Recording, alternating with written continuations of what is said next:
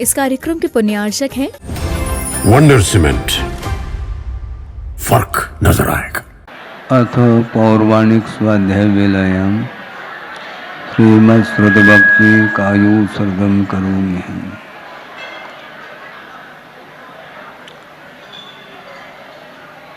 ओकारं बिंदु संयुक्तं नित्यं ध्यायन्ति योगिनः कामदं मोक्षदं चैव ओंकाराय नमो नमः। अविरल शब्द गणोग प्रक्षालित सकल भूतल कलंका मुनिवीर पार्षद तीर्था सरस्वती रत्नो दुरितम अज्ञान तिमिरांधानां ज्ञानांजन शलाखया चक्षुरुन्मीलितं येन तस्मै श्री गुरुवे नमः। परम गुरुभ्यो नमः परंपराचार्य गुरुभ्यो नमः। सकल कलश विध्वंसकं श्रेयसां परिवर्धकं धर्म संबंधकं भव्य जीव मन प्रतिबोधकारकमिदं शास्त्रं श्री कार्तिक्यानुप्रेक्षा नामधेयम्। अस्य मूल ग्रंथकर्तार श्री सर्वज्ञ देवाः तदुत्तर ग्रंथकर्तार श्री गणधर देवाः प्रतिगणधर देवाः तेषां वचोनुसारमासाद्य श्रीमत् आचार्य प्रवर श्री कार्तिकेय देवै विरचितम्। मंगलम भगवान वीरो मंगलम गौतमो वने मंगलम कुंदकुंदाद्यो जैन धर्मोस्तु मंगलम सर्वमंगल मांगल्यम सर्वकल्याणकारकं प्रधानं सर्वधर्माणां जैनं जयतुशासनम्। कोटिशतं द्वादशैव कोटो लक्षानि शतैस्त्र्यधिकानि चैव पंचाशदष्टौ च सहस्रसंख्यमेतत्श्रुतं पंचपदं नमामि। अरहन्तभासयत्तं गणहरदेवी गन्तीयं सम्मं प्रणमामि भक्तियुक्तो सुदुनानमहो वयं शिरसा। इच्छामि बन्ते सुदभक्ति कांसुकोदसालोचे अंगो वंग पैने पाउड़े परियम सुत्त परमाण योग पोगय चूलिया जेव सुतत्तय तुदम कायम सैनिचकल मंचे में पूजेमी वंदामी नमों सामि दुख खो कमको भूलाओ सुगई गमनम समाय मरणम जुनगुण संपत्ति होद मध्यम। अथ पौर्वाणिक स्वाध्याय वेलायाम श्रीमदाचार्य भक्ति कायु सर्गम करोमि।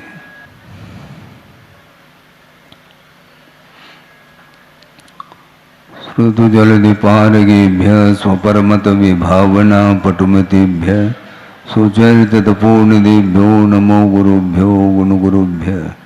छत्तीस गुण समग्रे पंचम्याचार करण संदर्शे शिष्यानुग्रह कुशले धम्मायिरे सदा वंदे। गुरुभक्त संयमेन तरंत संसार सायरम घोरम चिन्हन्ति अट्टकम्मं जम्मन मरणं न पावेन्ति। ये नित्यं व्रतमंत्र ओम निरता ध्यानाग्निहोत्राकुला षट्कर्मा विरता तपोधनदना साधुक्रिया साधवा शील प्रावरणा गुणप्रहरणा चंद्रार्गतिजोदिकाः मोक्षद्वारकपाटपाटनवटाः प्रीणन्तु मां साधवा। गुरुवः पान्तुनो नित्यं ज्ञानदर्शननायकाः चारित्राणुगंभीरा मोक्ष मार्गोपदेशकाः। इच्छामि बन्ते आयुर्वत्ति कांसकोदसालोचे समनान समनंसन समतर्जुक्तानं पंचम्याचाराणाम् आयुर्यानम् आयारादिसूनानुपदेशानं वज्रायानं तिरेन वनपालयानं सौसानं सैनिचकलमंचे में पूजेमि वंदामि नमंसामि दुःखको कमको भोइलाओ सुगय गमनम समाय मरणम जिनुगुण संपत्ति होद मध्यम।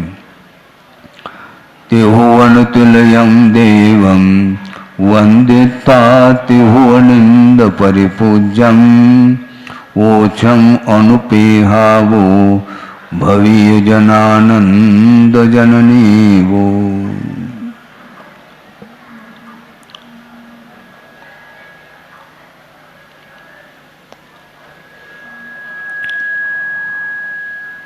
अनुप्रेक्षा का यह ग्रंथ काफ़ी समय से आप लोगों के सामने इसके आधार से चिंतन करने का अवसर प्राप्त हुआ है, हो रहा है। किसी ने कहा कि महाराज हम चिंतन करने के लिए बैठते हैं किंतु चिंतन नहीं कर पाते, उसके लिए क्या करें? चिंतन करने के लिए तो बैठ रहे हैं किंतु आधार से चिंतन करो तो चिंतन की धारा अपने आप बढ़ती जा सकती है। जिसने ग्रंथ का अवलोकन नहीं किया है और एक बार करने से बात बनती नहीं, बार बार ग्रंथ का आधार लेकर के उसका अवलोकन करते हुए एकाग्र मना होते हुए यदि हम सोचते हैं तो बहुत जल्दी चिंतन बनता है। और गुरुदेव ने ये कहा था, मान लो चिंतन नहीं भी बन रहा है तो चिंता छोड़ देना चाहिए। चिंता क्यों करते हैं? महाराज उनकी चिंतन की धारा तो अनूठी है, हम नहीं कर पा रहे चिंतन। आखिर चिंतन करके आपको करना क्या है यह पहला निर्धारित कर लो। लक्ष्य आपका क्या है? एक सज्जन आए थे गुरुदेव के पास, उन्होंने ये कहा कि महाराज हमारी बहुत दिन की भावना है। कौन सी भावना है? कि महाराज हम स्वाध्याय करना चाहते हैं और आपका मार्गदर्शन चाहिए। तो गुरुदेव ने ये कहा कि बहुत अच्छी आपकी भावना है किंतु स्वाध्याय क्यों करना चाहिए इसके बारे में कभी आपने सोचा है क्या? स्वाध्याय का निषेध नहीं किंतु स्वाध्याय का लक्ष्य क्या है? स्वाध्याय करके आप करना क्या चाहते हैं? क्योंकि सबसे बड़ा महत्वपूर्ण बिंदु वो है जिसको बोलते हैं प्रयोजन।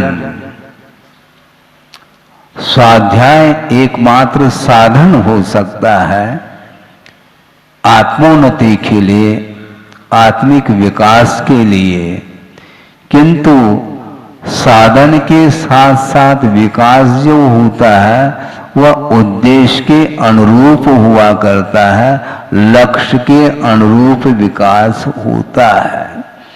आप आगम की कोई भी एक पंक्ति ले लो, कोई बाधा नहीं। पूरे के पूरे ग्रंथ को कंठस्थ करने की आवश्यकता हो ऐसा कुछ भी नहीं है। 12 भावना है, 1200 तो है ही नहीं। एक भावना के बारे में भी आद्योपांत आपका चिंतन निरंतर चलता रहेगा तो निश्चित रूप से उसके माध्यम से कल्याण होने वाला है। बल्कि गुरुदेव का ये कहना है कि हमें संस्कृत नहीं आती, हमें प्राकृत नहीं आता, तो हम कोई चिंतन नहीं कर पाएंगे, ऐसा है।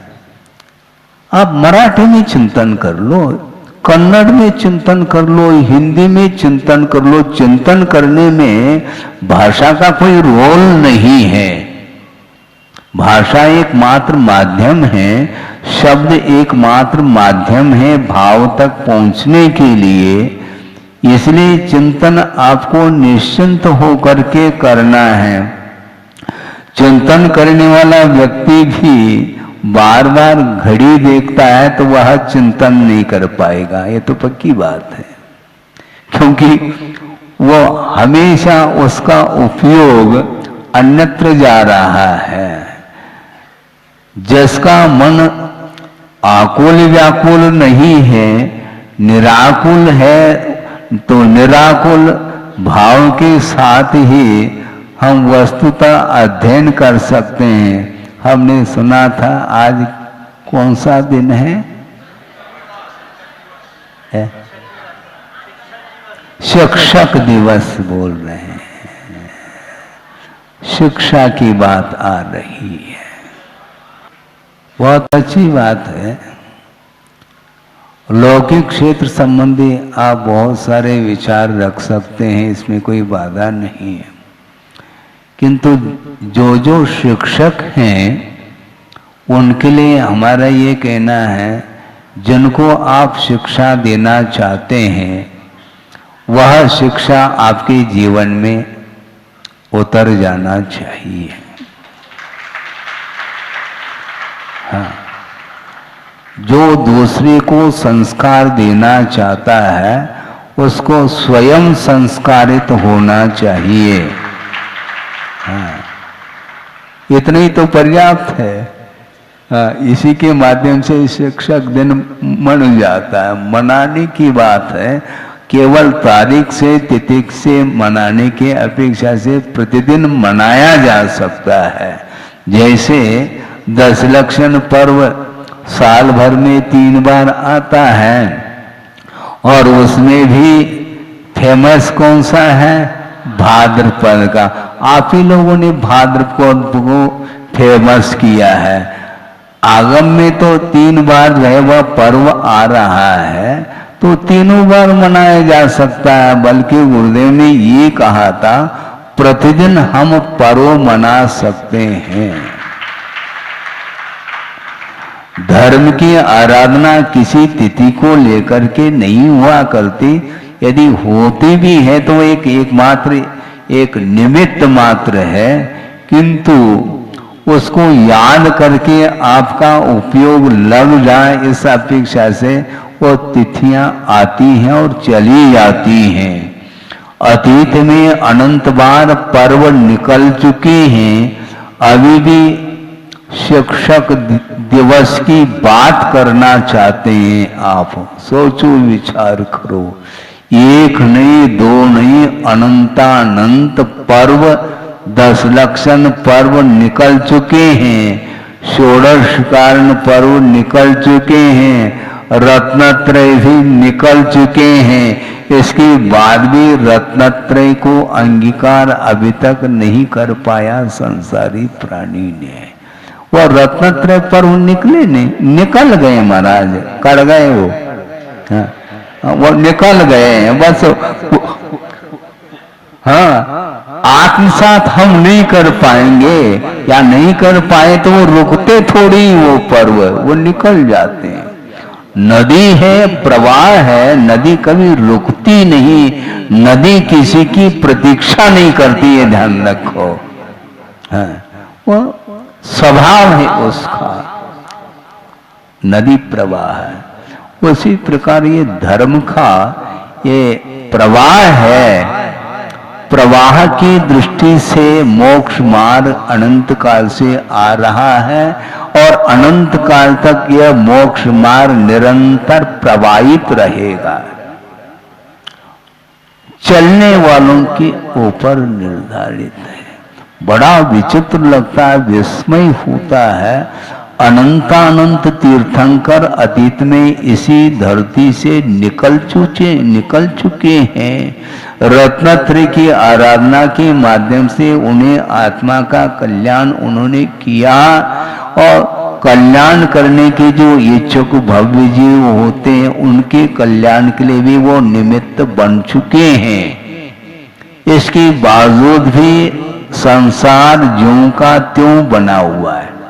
ऐसा क्यों महाराज? ऐसा मत पूछो, यह स्वरूप है। अनंत की परिभाषा आपने पढ़ी होगी, यदि नहीं पढ़ी हो तो सुन लो। अनंत का अर्थ जिसका अंत नहीं उसका अनंत, इतनी सी परिभाषा नहीं है वो।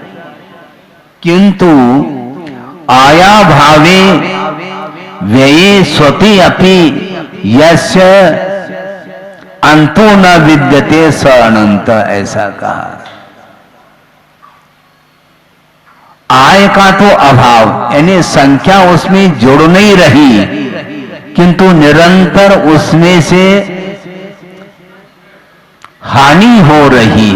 व्यये सति अपि, यस्य अंत न विद्यते स अनंत, ऐसा कहा। तो इस धरती से अनंतानंत जीव निकल चुके हैं, ये तो व्यय हुआ और आय नहीं हो रहा है।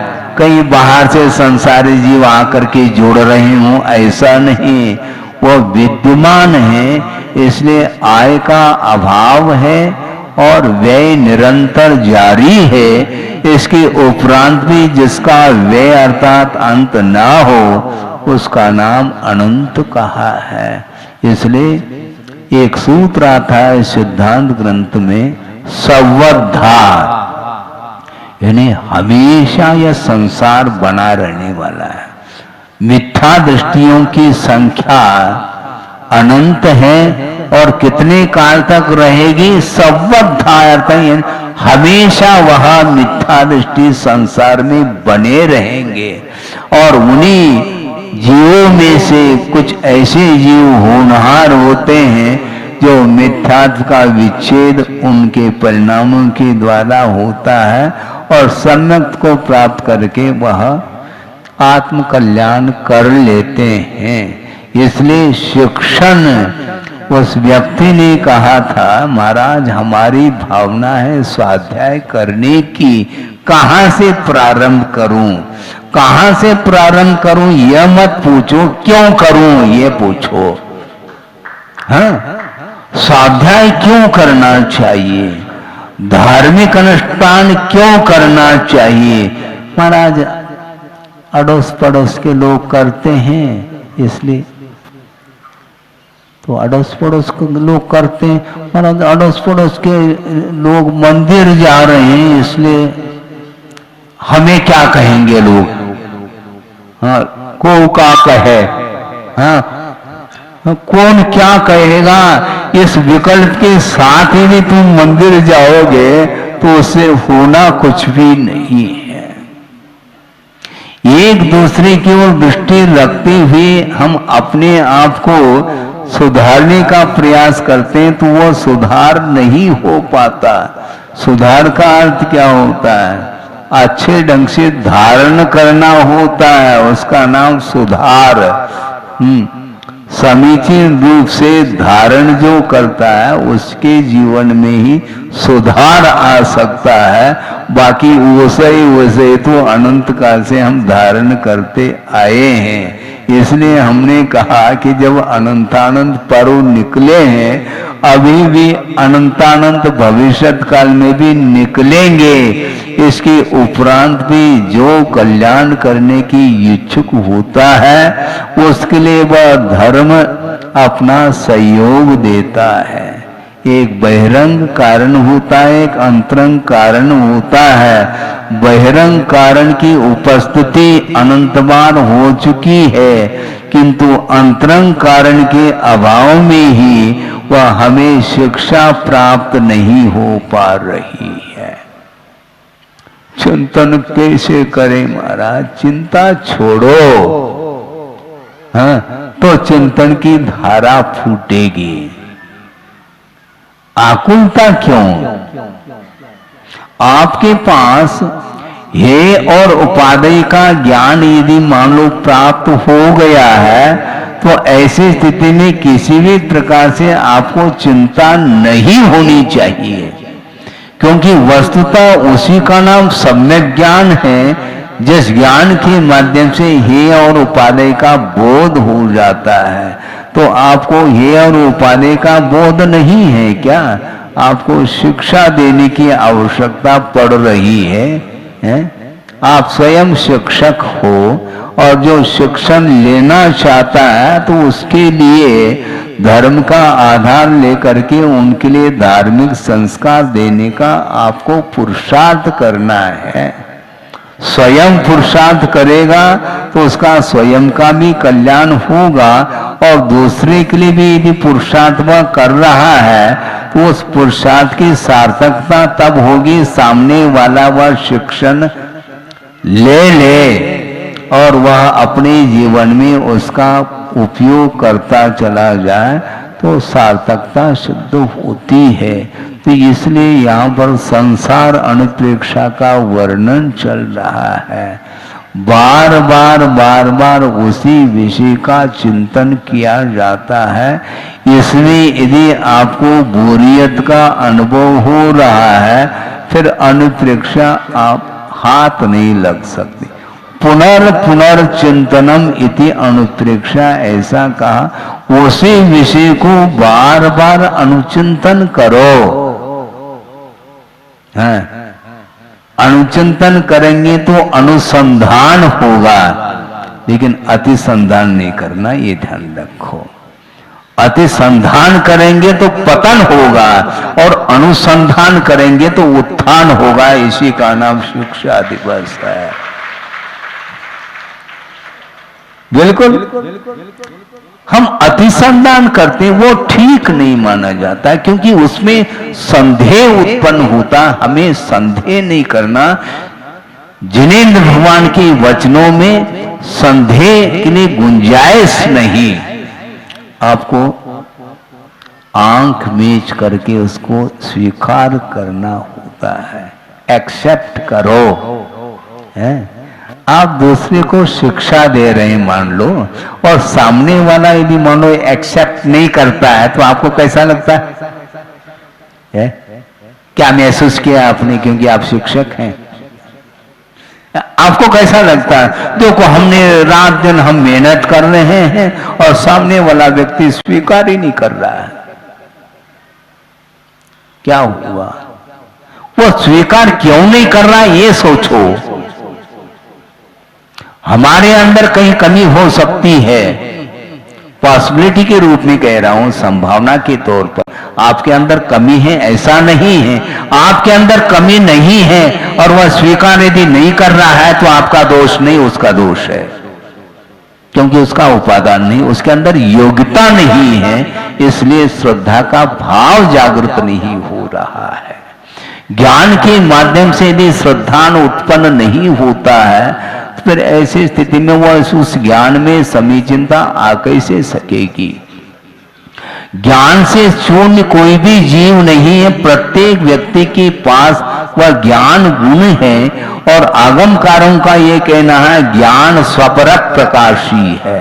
ज्ञान अपने आप को भी प्रकाशित करता है और दूसरे को भी प्रकाशित करने की क्षमता उसके अंदर है। तो ऐसी स्थिति में प्रत्येक जीव के पास वह ज्ञान गुण है, फिर आपको तनाव किस बात को लेकर के हो रहा है?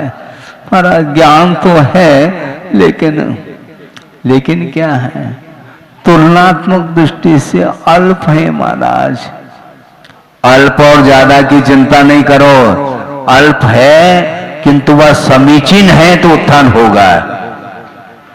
हाँ, अल्प बहुत की ओर दृष्टि मत रखो, क्योंकि अल्प बहुत की परिकल्पना जब तक संसार में रहेंगे तब तक तो ये कल्पना बनी रहेगी।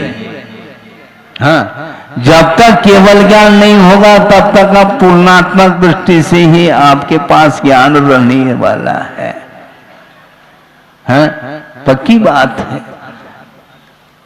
जो सुहूति मुनि उनके पास भी ज्ञान है, अत्यल्प मात्रा में, ज्यादा नहीं, उससे कई गुना ज्ञान आपके पास है, ये ध्यान रखो। क्योंकि आप शिक्षक हैं,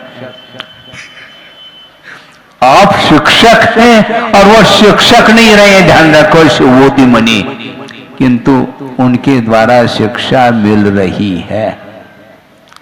उनका जो श्रद्धान रहा वह अद्भुत श्रद्धान होगा अपने गुरु के प्रति। एक अक्षर का भी ज्ञान नहीं, नमोकार मंत्र का भी ज्ञान उन्हें नहीं हो पा रहा है। तो ऐसी स्थिति में उनके पास जो ज्ञान था उस ज्ञान ने केवल ज्ञान को कैसा पैदा कर दी। सोचो, इसको बोलते हैं समर्पण, इसको बोलते हैं आस्था, इसको बोलते हैं लगनशीलता, इसको बोलते हैं रुचि। सांसारिक प्राणी की रुचि सांसारिक कार्यों में तो बढ़ती जा रही है और धार्मिक कार्य में ओम शांति। ओम शांति का अर्थ क्या? हाँ, वो अभावात्मक है शब्द। ओम शांति का अर्थ कुछ है ही नहीं। रुचि चाहिए। रुचि का अर्थ ही विश्वास होता है, आस्था जिसको बोलते हैं, श्रद्धान बोलते हैं। और श्रद्धान के माध्यम से ही ज्ञान में समीचीनता आती है और उसके माध्यम से स्व और पर का कल्याण हो सकता है, होता है। अपने पास ज्ञान होने के उपरांत भी आकुलता नहीं मिट रही है, जबकि वह ज्ञान निराकुलता के लिए कारण होना चाहिए। आकुलता क्यों है? कारण क्या है? व्यक्त करने की आवश्यकता नहीं, शिवभूति ने व्यक्त नहीं किया, ध्यान रखो। उदाहरण कितनी बार दें? व्यक्त करने की चिंता क्यों है आपको? आपको महसूस करना है, क्योंकि ज्ञान संवेदन के लिए कारण बनता है। पहले भी हमने एक आध दिन पूर्व में बात रखी थी, शायद कल या परसों रखी होगी। ज्ञान और संवेदन में बड़ा अंतर है। ज्ञान आपके पास है, वो दूसरे के सामने रखने की जो चिंता क्यों आपको? ज्ञान समीचीन है क्या नहीं, इसका परख कर लो। और ज्ञान यदि समीचीन है, किसी बात को लेकर के आकुलता विकल्प नहीं होना चाहिए। हाँ, बिल्कुल नहीं होना चाहिए, क्योंकि सम्यक ज्ञान जिसके पास है वो अल्प और अधिक से क्या मतलब निकलता है? आप रोटी खाते हैं? बोलो। नहीं खा सकते, आप खा नहीं सकते क्योंकि ग्रास खाते हैं। रोटी का ग्रास खाते हैं, आप कवलाहारी है, ध्यान रखो। कवल बनाए बिना आप खा ही नहीं सकोगे। तो कवल में क्या स्वाद आता है? जो रोटी में स्वाद है वही कवल में स्वाद है, ये ध्यान रखो। वो खांड की रोटी है, क्योंकि सम्यक ज्ञान है, समीचीन ज्ञान है, वो खांड की रोटी है। कहीं से भी आप कवल बनाओ और खाओ, स्वाद निश्चित रूप से मिठास आएगा। अंदर यदि खटास है तो हम नहीं कह सकते। समस्या ये है, बहुत कठिनाई है समझने में। बड़ा समझाना और कठिन है, समझना तो फिर भी ठीक है, समर्पण भाव श्रद्धान है, बहुत जल्दी बात समझ में आती है, किंतु समझाना और कठिन होता है। अनंत तीर्थंकर, एक मिनट, अनंत तीर्थंकर व्यतीत हुए, उस समय भी हम थे क्या नहीं थे? क्योंकि प्रत्येक जीव अनंत काल से चला आ रहा है।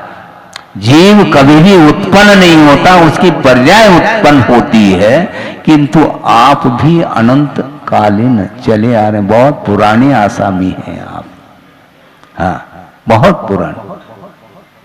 ये अनंत तीर्थंकर जब निकल चुके उस समय भी हम थे और अभी भी घूम रहे हैं। परिभ्रमण चल रहा, यात्रा नहीं हो रही हम लोगों की, ये ध्यान रखो। पहले भी हमने कहा था और गुरुदेव ने कहा था, इसलिए मैं बार बार उसको रिपीट करता हूं, दोहराता हूं, ताकि वह विषय विस्मृत न हो जाए। गुरुदेव का ये कहना है कि यात्रा और परिभ्रमण में जमीन आसमान का अंतर है। परिभ्रमण ये चक्कर है, ये हाँ,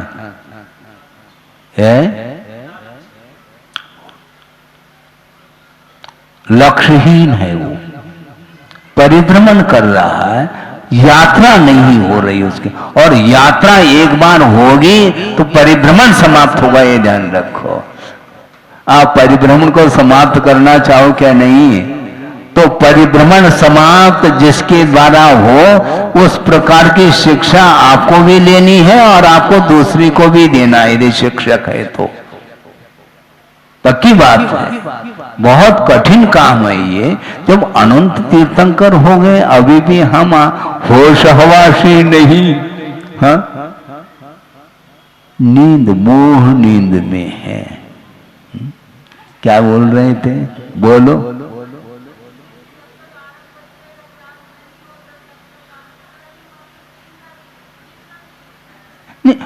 कोई रोक रहा है क्या? हाँ, समस्या ये है, आपको आगे बढ़ने के लिए जब हम प्रोत्साहित कर रहे हैं तो आपको चिंता करने की आवश्यकता नहीं। आप छोड़ना चाहो तो, जैसे अभी 2 ब्रह्मचारी आए थे, हैं, शंभो साहब जी के पास उनको भेजा था हमने, और पुनः समाज यहाँ पर आई तो उनके साथ वो भी आए, और उन्होंने मुंडन कर लिया, और 3 प्रतिमा ले ली।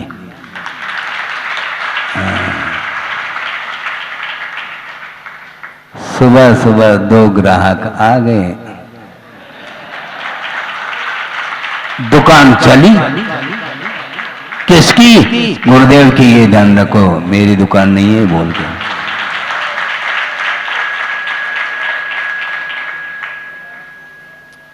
उनकी दुकान है ये। उस दुकान में हम बैठे बैठे वो जैसी आज्ञा देते वैसे करते चले जाते हैं। दुकान उनकी है और आमदनी हो गई। तो भाव की बात है। छोड़ने के लिए मन में यदि मान लो त्याग का भाव आया तो उसको छोड़ देना चाहिए। रोक कौन रहा है त्याग को? स्वयं ही रोक रहा है, दूसरा रोक नहीं रहा है। ग्राहक के अंदर यदि मान लो खरीदने के भाव है तो खरीदता है, नहीं है तो हम बाद में देख लेंगे कहता चला जाता है। वो दुकानदार भेज नहीं रहा ग्राहक को, न बुलाया है, वो स्वयं आया है, किंतु वह वापस लौट रहा है। इसी का नाम परिभ्रमण है। यात्रा लौटने के लिए नहीं होती। एक बार यात्रा प्रारंभ होती है, जब तक मंजिल नहीं तब तक वह यात्रा, मोक्ष मार्ग पर वह यात्री निरंतर वह चलता चला जाता है आस्था के साथ। कई भव लग सकते हैं, इसमें कोई बाधा नहीं, किंतु आस्था छूटनी नहीं चाहिए। एक बार पुरुषार्थ के माध्यम से सम्यक की उत्पत्ति होती है तो वह सावधानी के साथ यदि चलेगा वह सम्यक तो वह छूट नहीं सकता। टिकट आपने खरीद ली, जेब में रखा और ट्रेन में बैठे नहीं, तो यात्रा होगी क्या आपकी? नहीं होगी ना। तो ट्रेन में बैठना पड़ेगा। हम बैठ लेंगे महाराज, अच्छा कोई बात नहीं, लेकिन उस टिकट को सुरक्षित रखो, कहीं गुम गया तो गए काम से। उसी प्रकार सम्यक दर्शन रूप जी ये जो टिकट है इसकी सुरक्षा रखने की, इसको निरंतर इसकी सुरक्षा की बात इसलिए कह रहा हूं क्योंकि जब तक वह सम्यक तो क्षय के रूप में परिवर्तित नहीं होगा तब तक कोई भरोसा नहीं, कभी भी वह टिकट गुम सकता है। रक्षा करो उसकी। अंतर मुहूर्त में कुछ ऐसे परिणाम हो, मोहजन्य परिणाम उदित हो सकते हैं जिसके उदय में वह सम्यक दर्शन छूट सकता है, छूटता है। इसलिए आस्था को मजबूत बनाओ। तो गुरुदेव ने ये कहा कि तुम स्वाध्याय करना चाहते हो तो क्यों करना चाहते हैं, किमर्थम, यह महत्वपूर्ण है। देव वंदना किमर्थम। अड़ोस पड़ोस के लोग जा रहे हैं, महाराज हमारा मन नहीं मान रहा है, लोग क्या कहेंगे इसलिए मैं जा रहा हूं। गलत बात। इसलिए तो ये जाना नहीं जाना बराबर, क्योंकि भीतर के भाव नहीं है तो एक दूसरे को देख करके जो करता है उसके लिए उदाहरण मैं दे रहा हूं, अन्यथा न ले, क्योंकि वह आगमिक उदाहरण है। देवगति में इंद्रादिक हैं और इंद्र के अंडर में सारे देव रहते हैं और उसमें मिथ्या दृष्टि भी देव है और सम्यक दृष्टि भी देव है। आ गया समझ में।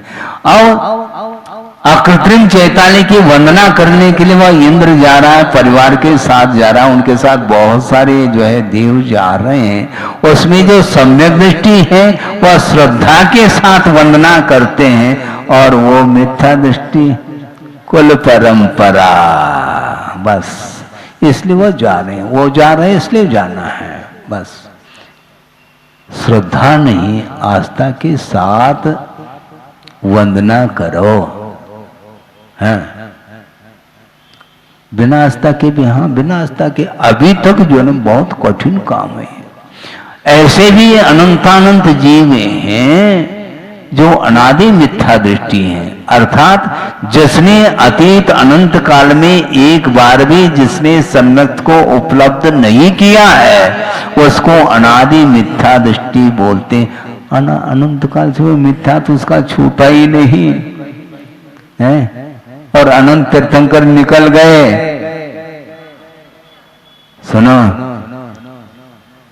अभाव भी नहीं कह सकते, हम बता रहे हैं, क्योंकि प्रत्येक जीव का अतीत अनंत काल मिथ्यात्व के साथ ही व्यतीत हुआ है।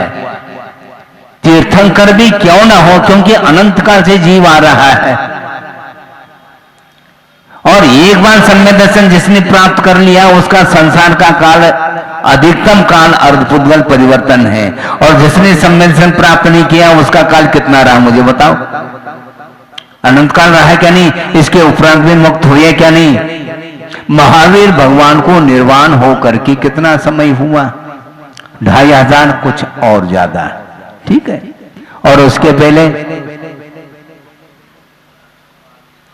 कब से आ रहे हैं वो?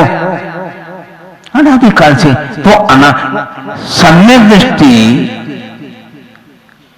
का संसार में रहने का काल अधिकतम कितना है?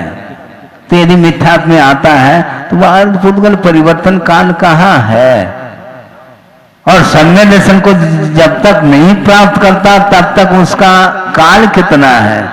वो अनंत काल से ही आया है, क्योंकि सम्यक दर्शन प्राप्त किया है, ये इसकी शुरुआत हो गई। इसके पहले मिथ्यात्व की शुरुआत थी क्या? वो अनंत काल। तो अनंत काल से जो आया है वह भव्य था क्या अभव्य? आप ये प्रश्न क्यों रख रहे हैं? भव्य होकर के भी अभी तक मुक्त नहीं हुआ, तो भव्य ही था वो, तभी तो मुक्त हो पाया।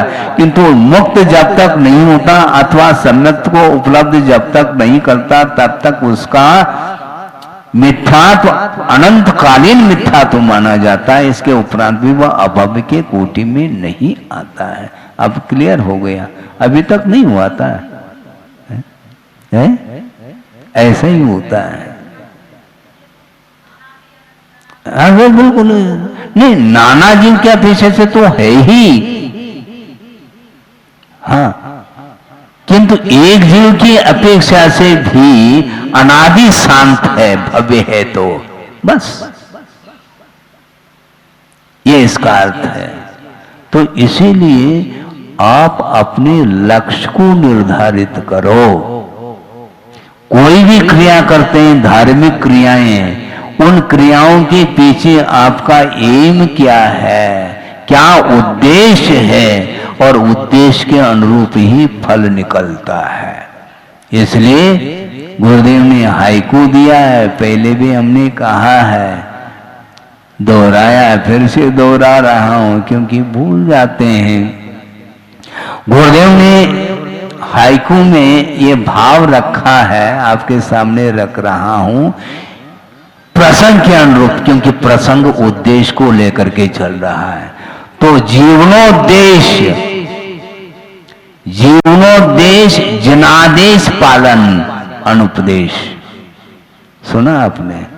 फिर से दोहरा दूं क्या? जीवनोद्देश्य जनादेश पालन अनुपदेश। जिनेंद्र भगवान के आदेश का पालन करने का ही उद्देश्य होना चाहिए। है। और वो भी अनुपदेश कह रहे हैं, बिना उपदेश के आदेश का पालन होना चाहिए। होता नहीं महाराज, तो नहीं होता, इसलिए तो उपदेश की आवश्यकता पड़ रही है। जीवन का उद्देश्य तो बनाओ। आपका क्या उद्देश्य है महाराज? यही उद्देश्य है अभी फिलहाल कि आपका प्रवचन हो जाए तो हम जहां से आए हैं वहां पर जाने का उद्देश्य हमारा है। खत्म, यही उद्देश्य है। और कौन सा उद्देश्य मुझे बताओ? मोक्ष जाने का उद्देश्य होना चाहिए, और मोक्ष जाने का उद्देश्य जिसके अंदर है वह बहुत जल्दी सम्यक यदि नहीं है तो उत्पन्न करेगा, और उत्पन्न सम्यदर्शन और मजबूत होगा। हाँ, ये उद्देश्य बनाओ। हाँ, टिकट खरीदा है रिटर्न जाने का, जहां से आए वहीं पर जाना है महाराज। तो गुरुदेव कहते हैं जाना आना लगा हुआ है, ये छूटेगा नहीं। और इसमें रहस्य है, इसमें सूत्र है। कौन सा है? उत्पाद वे द्रव्य युक्तम सत। उत्पाद का अर्थ आना, व्यय का अर्थ जाना, और ध्रुव का अर्थ लगा हुआ, और है का अर्थ सत है। द्रव्य की दृष्टि से किसी का विनाश नहीं है, किंतु पर्याय की दृष्टि से निरंतर उसका विनाश होता चला जाता है। इसके उपरांत भी श्रद्धान नहीं हो पाता है। जब ये सारा का सारा अनित्य है संसार, श्रद्धा है क्या नहीं? जब अनित्य है तो मरण से भीति क्यों? बहुत बड़ा प्रश्न चिन्ह है। जब सारा अनित्य, पर्याय की दृष्टि से कोई भी नित्य नहीं है, और अनंत बार मरण को प्राप्त किया है अतीत में संसारी प्राणी ने, किंतु वर्तमान में यदि मान लो मरण, और मरण कहते ही वह बिफोर मर जाता है। मरण को सुन करके मरण होने के पहले ही मरण हो जाता है उसका। मान लो उधर से शेर आ रहा है, उसने खाया नहीं, उसने आक्रमण नहीं किया, उसके पहले प्राण चले गए आपके। है क्या है? क्या? लेकिन देखते ही हार्ट फेल। ये सब क्या है? और कह रहे हैं मैं शाश्वत हूं। तो शाश्वत होने वाला बिफोर मर क्यों रहा है? कहना अलग वस्तु, और श्रद्धान, दृढ़ श्रद्धान होना चाहिए। मरण भी आ जाए तो परवाह नहीं, किंतु हम उसी रास्ते पर चलेंगे जिस रास्ते पर चल रहे हैं। बड़ा विस्मय होगा। 5 मिनट है, विस्मय इसलिए हो रहा है जो निंदनीय कुल में पैदा हुआ है, इसके उपरांत भी मरण से भीति नहीं उसको। कौन? चांडाल। पढ़ो तो सही है। राजा ने कहा सूली पर चढ़ाओ। किसको? जिसने अपराध किया है। किसको कहा जा रहा है? चांडाल को। जालनाद बोलते हैं आप लोग, हैं। और उसको बुलाया गया है। वो कहता है कि राजन, आपकी जो इच्छा वो करो, लेकिन आज तो मैं जीव का वध नहीं करूंगा। ये मेरा प्रण है। किसका प्रण है? चांडाल का है। क्योंकि उसने संकल्प लिया है 14 के दिन किसी भी हालत में मैं वध नहीं करूंगा। यह संकल्प है उसका। और राजा कह रहे हैं तुम्हारा संकल्प नहीं चलेगा, जो मैं कह रहा हूं वो करना हो तो करो, नहीं तो तुम्हें भी।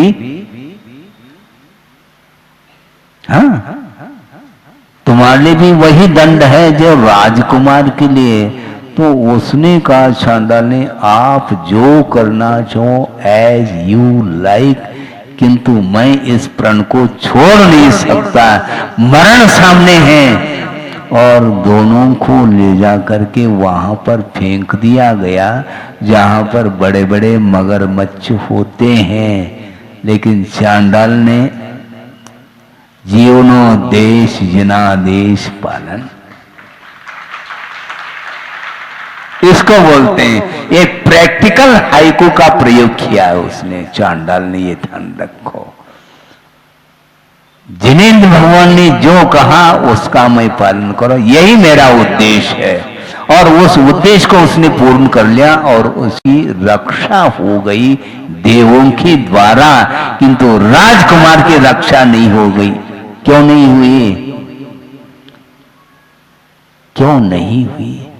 क्योंकि राजा ने जो आज्ञा दी थी कि अष्टानिका पर्व में कोई भी वध नहीं कर सकता, और उसने उल्लंघन किया था। उस उल्लंघन का फल मिल गया उसको। ये संयोग छोड़ने योग्य है, छोड़ना चाहिए। किसको?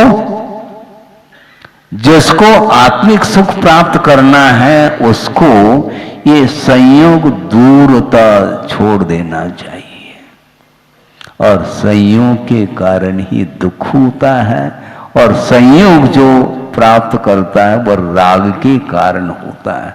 बिना राग के संबंध, संयोग, संबंध संभव ही नहीं। राग हुआ नहीं बस बंद होगा, इसी का नाम संयोग है। ये उपदेश सुनते हुए भी अपना कोई संबंध, पुनः अपना कह रहा है वो, ये उपदेश सुनते हुए भी सबके प्रति सामान्य और अपना अर्थात अपना संबंध आ गया तो उसके प्रति विशेष, यही संसार के लिए कारण है। जहां विशेष आ गया तो बस मेरा तेरा ये जो संबंध है ये ज्ञान का संबंध नहीं, ये राग का संबंध माना जाता है। इसलिए आचार्य कहते हैं ज्ञान कभी भी बंध के लिए कारण नहीं, राग बंध के लिए कारण है। और वह विशेष रूप से संसार के लिए जो कारण होता है वह विषयानुराग माना जाता है।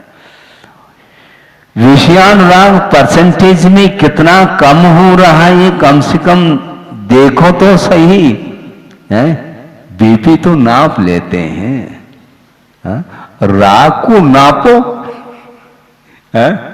राग बढ़ रहा है, हाय क्या लो, राग कम हो रहा है तो बहुत अच्छा है।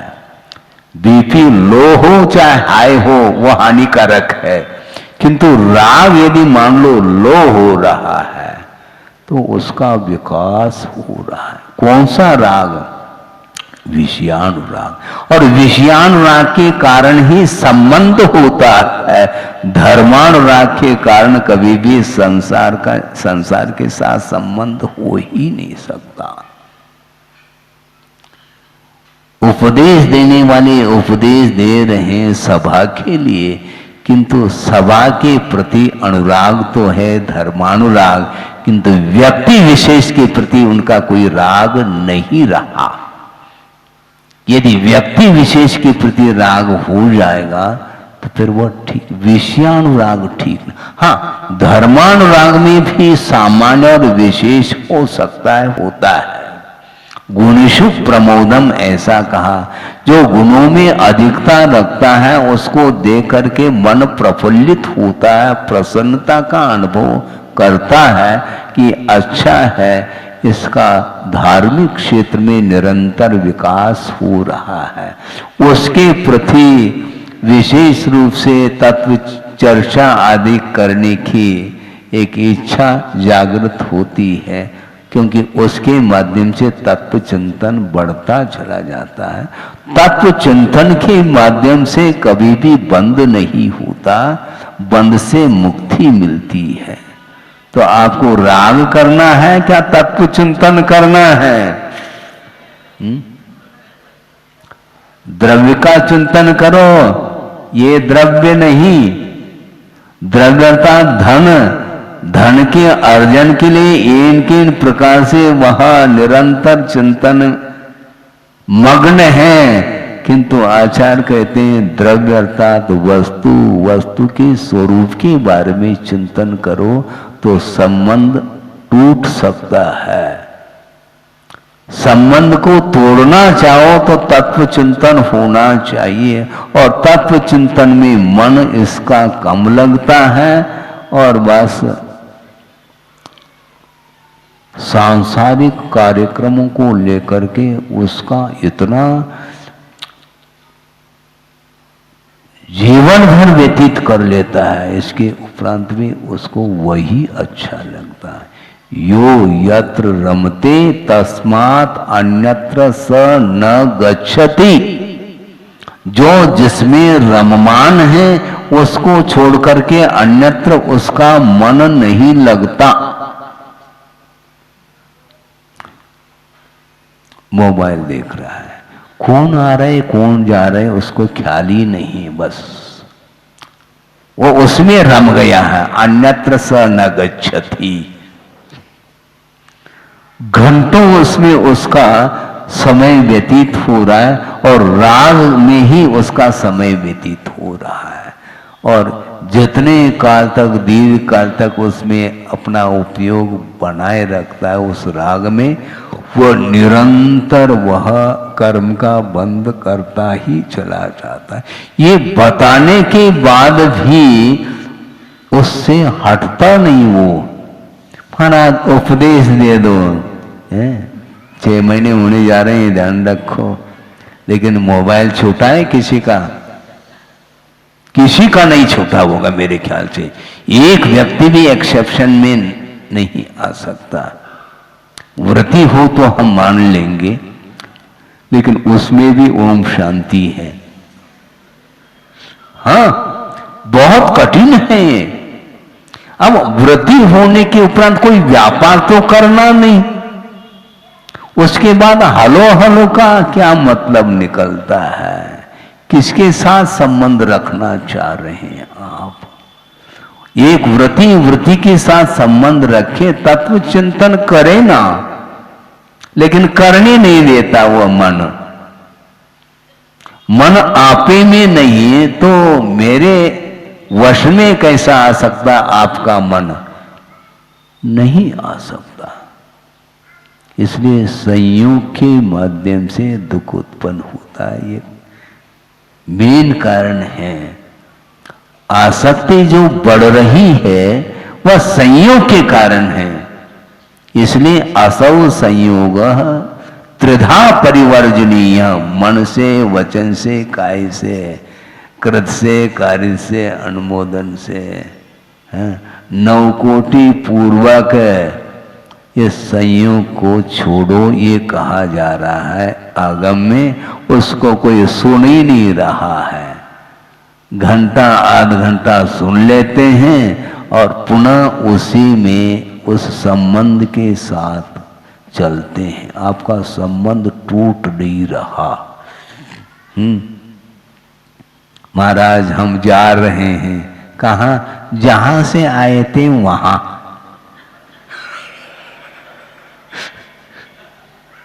जहां से आए थे गाड़ी रिवर्स है, वहां क्यों? वही संबंध है हमारा। जहां संबंध है वहीं जाता है, जहां संबंध नहीं वहां जाता नहीं, भूल करके भी। सोचो, विचार करो। जहां से आता है वहीं जाएगा, उसी कॉलोनी में जाएगा और उसी घर में जाएगा। वो अपना कोई क्या बोलते हैं कजन है तो नहीं, उधर नहीं। एक दीवार उस तरफ है, वो हम इस तरफ है ना, इतना हमें ध्यान है। कहां पर प्रवेश करना, प्रवेश द्वार आपको ध्यान है। इसको बोलते हैं संयोग। चेतना चेतनात्मक जो पदार्थ है उसके साथ संबंध जोड़ देता है। सुनो, संबंध जोड़ देता है। असंगी अवस्था में जो संबंध है वो एक खास संबंध नहीं, खास से यदि संबंध है तो मन के साथ संबंध जुड़ा हुआ है। और इसके लिए इसने संकल्प किया था मैं वध नहीं करूंगा, और उसने राज आज्ञा का उल्लंघन किया, वध नहीं करने की घोषणा की थी, उसका उल्लंघन करके वध किया था और उसका भक्षण किया था उस राजकुमार ने। इसलिए उल्लंघन का फल मिल गया और इसने संकल्प लिया था, वो संकल्प में अडिग रहा तो देव आकर के उसकी रक्षा करते हैं। देवावी तस् पन्मन्ति जस धम्मे सया मनो, जिसका निरंतर धर्म में मन है, अन्यत्र नहीं। जस धम्मे सया मनो, धर्म में जिसका मन लगा हुआ है उसकी रक्षा करने के लिए देव भी उतर करके आएंगे हैं। लेकिन क्या भरोसा रक्षा के लिए आएंगे क्या नहीं आएंगे, तो छोड़ दो फिर संकल्प को। और उसने बरकरार बनाए रखा उस संकल्प को। चांडाल नीच कुलीन था, वो निंदनीय कुल में पैदा हुआ है। इसके उपरांत भी उसने सम्यक्त को अंगीकार किया है। हाँ, और सम्यक दृष्टि अब नीच गोत्र का बंद नहीं करेगा, भले ही उसका अतीत का वह गोत्र का उदय चल रहा है, यह अलग वस्तु, किंतु सम्यक दर्शन के सद्भाव में वह उच्च गोत्र का ही बंद कर रहा है। इसको बोलते हैं आप डरते क्यों? अनित्य अनित्य भावना का चिंतन करो, लेकिन चिंतन ऐसा ही होता है, अनित्य भावना चली गई, अशरण भावना आ गई, बस इतना पाठ हो जाता है। बच्चों का जो खेल है वह मनोरंजन जैसा हो रहा है, मनोरंजन ना हो। भीतर से आप चिंतन करिएगा। प्रत्येक पदार्थ जो पर्याय की विवक्षा में नश्वर है, विनाशशील है, तो क्या इसमें भय रखना। वैराग्य उत्पन्न होता है शरीर के चिंतन करने से, और संसार के चिंतन करने से संवेग अर्थात संसार से भीति होती है। इस प्रकार आगम के माध्यम से आप लोगों को शिक्षा लेनी चाहिए, क्योंकि शिक्षक दिन है, इसलिए इसको और क्या अलग से क्या देना। कल आए थे एक सज्जन है, यहीं पर संचालन करते हैं वो, महाराज कल जो है ना शिक्षक दिन है, उसके उपलक्ष्य में आपको बोलना है। तो ठीक है, उपलक्ष्य वो उसी को उपलक्ष्य बना लेंगे। अनुप्रेक्षा को ही हमने उसका उपलक्ष्य बना करके दे दिया है। शिक्षण ठीक लगा? कैसा लगा आपको बताओ? क्योंकि आगम के अनुरूप दिया गया, ये ध्यान रखो। आगम से हट करके यदि शिक्षण देंगे तो कोई भी एक्सेप्ट नहीं करेगा, स्वीकार नहीं करेगा। इसलिए जहाँ पर भी आप रहते हैं, बच्चों के ऊपर यदि संस्कार डालना चाहो तो धर्म का आधार लेकर के अपने जीवन को धर्ममय बनाओ, और जो भी आपके पास आता है उसको भी धर्ममय बनाने का पुरुषार्थ आपको करना चाहिए। इतना ही पर्याप्त है। अहिंसा परमो धर्म की जय। बोधि समाधि परिणाम शुद्धि स्वात्मोपलब्धि शिव शोक सिद्धि चिंतामणि चिंतित वस्तुदाने बंद मानस्य ममास्ति। परम पूज्याचार्य गुरुवर श्री विद्यासागर जी मुनि महाराज की जय। इस कार्यक्रम के पुण्यार्चक थे वंडर सीमेंट। फर्क नजर आएगा।